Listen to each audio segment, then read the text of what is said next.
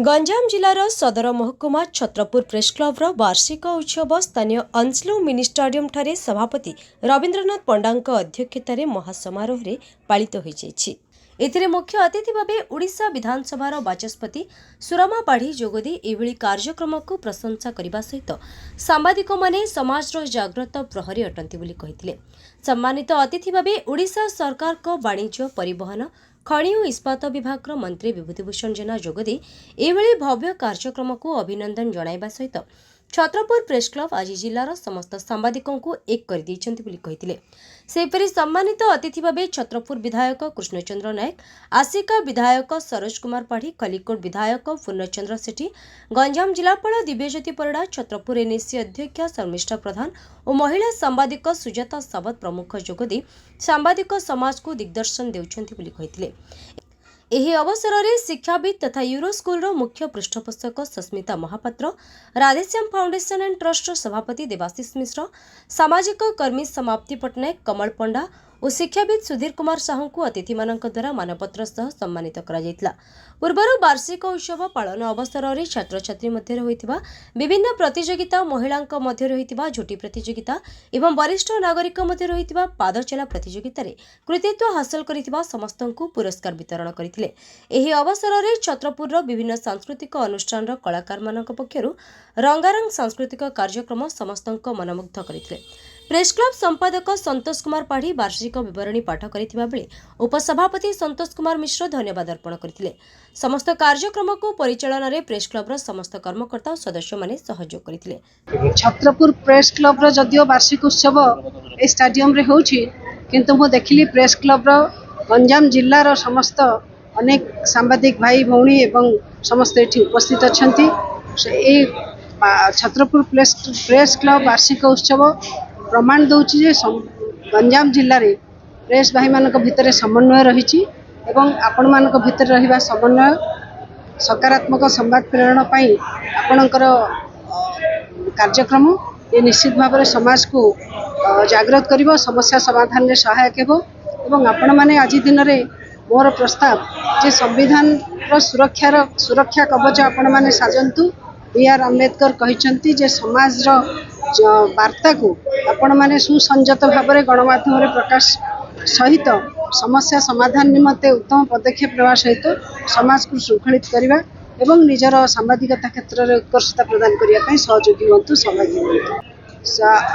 आमे समस्ते जानीचे ओडिशा राज्य भारतवर्ष स्वाधीन होगा पूर्व 1936 मसीह भाषा आधारित एक राज्य रूपे मान्यता प्राप्त होता एवं एथिपाई संवादपत्र मुद्रित लिपि ओडिया भाषा मुद्रित लिपि तत्कालीन से दैनिक आशा हो, संवाद हितैषिणी भली पत्रिका हो, एमानकर बहुत बड़ भूमिका रही। तत्कालीन विद्वान माने गंजाम माटीर मध्य से बहुत बड़ भूमिका रही।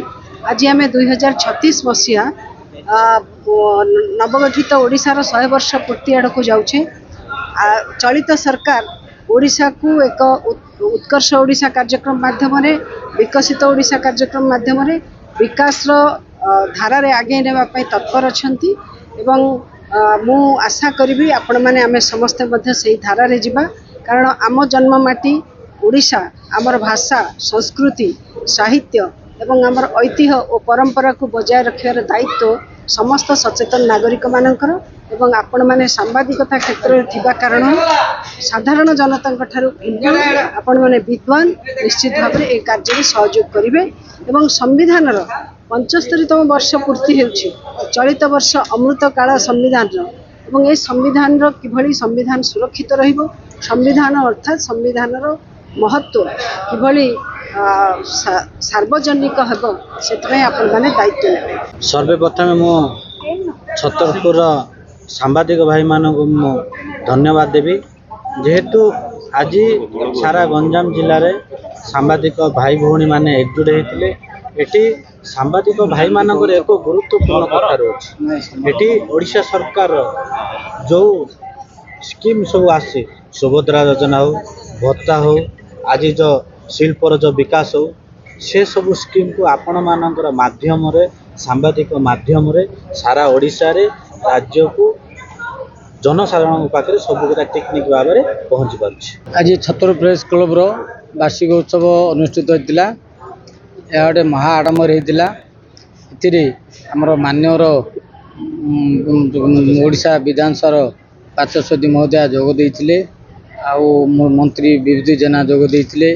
ଏଭଳି ଆଡ଼ମ୍ବର ଉତ୍ସବ ପ୍ରାୟ ଗଞ୍ଜାମ ଜିଲ୍ଲାରେ କି ଓଡ଼ିଶାରେ ମଧ୍ୟ କମ୍ ହୁଏ। ଆମର ଏଇ ସମସ୍ତ ସାମ୍ବାଦିକ ଭାଇମାନେ ଆମ ପ୍ରେସ୍ କ୍ଲବ୍ର ଏଭଳି ଉତ୍ସବକୁ କରିବା ପାଇଁ ସହଯୋଗ କରିଥିବାରୁ ସମସ୍ତଙ୍କୁ କୃତଜ୍ଞତା। ଏହି ଅବସରରେ ଆମର ସ୍ୱର୍ଣ୍ଣିକା ଉନ୍ନତ ହୋଇଥିଲା। ବିଭିନ୍ନ ପ୍ରତିଯୋଗିତା ଯେଉଁ ଅଂଶଗ୍ରହଣ କରିଥିଲା ସେମାନଙ୍କୁ ମଧ୍ୟ ପୁରସ୍କୃତ କରାଯାଇଥିଲା। ଆଉ ଏଭଳି ଉତ୍ସବକୁ ଓଡ଼ିଶାର ସମସ୍ତ ସାମ୍ବାଦିକ ଆସିଥିଲେ। ଆମ ଗଞ୍ଜାମ ଜିଲ୍ଲାର ମଧ୍ୟ ସମସ୍ତ ସାମ୍ବାଦିକ ଆସିଥିଲେ।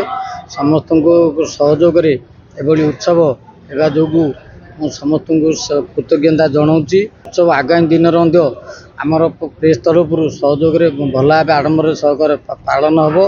ଛତ୍ରପୁରରୁ କ୍ଷୀରୋଦ ସାହୁଙ୍କ ରିପୋର୍ଟ, ଗଞ୍ଜାମ ସମାଚାର। ଗଞ୍ଜାମ ସମାଚାର ଆପଣଙ୍କର ଲାଟେଷ୍ଟ ଖବର ପାଇଁ ଲାଇକ୍, ସେୟାର, ସବସ୍କ୍ରାଇବ୍ ଏବଂ ଫଲୋ କରନ୍ତୁ ଗଞ୍ଜାମ ସମାଚାରର ଫେସବୁକ୍, ୟୁଟ୍ୟୁବ୍, ଟ୍ୱିଟର ପେଜ୍କୁ। ଅଧିକ ତଥ୍ୟ ପାଇଁ ଭିଜିଟ୍ କରନ୍ତୁ ଆମ ୱେବସାଇଟ୍ www.ganjamsamachar.com।